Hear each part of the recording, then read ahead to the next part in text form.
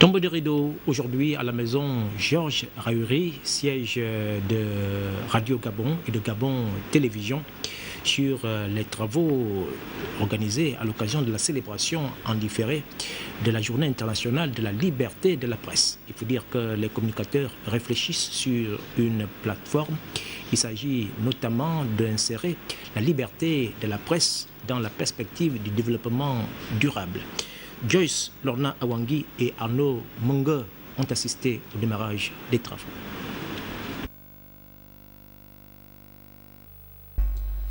Vers de nouveaux objectifs, liberté de la presse et développement durable, c'est autour de ce thème que se sont ouverts les travaux marquant la célébration en différé de la Journée mondiale de la presse dans notre pays. Occasion de relever l'importance d'une presse libre dans la mise en œuvre des programmes concourant à l'atteinte des objectifs du millénaire pour le développement. Pour progresser vers la bonne gouvernance et le développement, il faut réformer les lois relatives aux médias et à la diffamation. Il est dans l'intérêt public et par conséquent important pour le développement que les lois relatives à l'insulte et à la diffamation ne soient pas préjudiciables à la liberté d'expression ou à la liberté de la presse.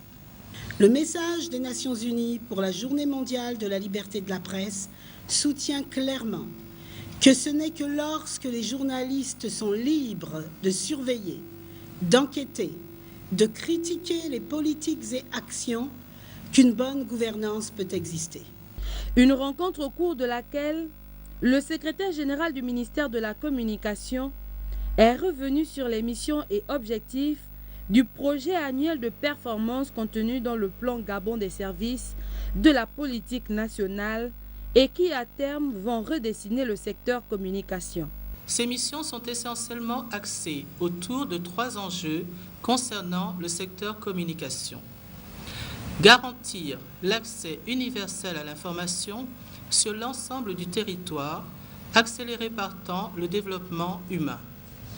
Promouvoir l'image du Gabon sur le plan national et international et développer la contribution du secteur des médias à l'économie du pays.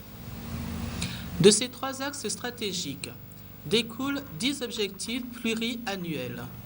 Les principaux sont la conception et l'élaboration du cadre législatif et réglementaire de la réforme de l'audiovisuel public, la promotion du cinéma gabonais au Gabon et hors de nos frontières, le renforcement des capacités des professionnels de la communication et du cinéma, l'amélioration du taux de couverture des médias sur le territoire national, l'accompagnement et le conseil aux opérateurs du secteur et enfin, la mise en place en 2016 d'un système de mesure des audiences de la radio et de la télévision au Gabon, en un mot, l'audimat.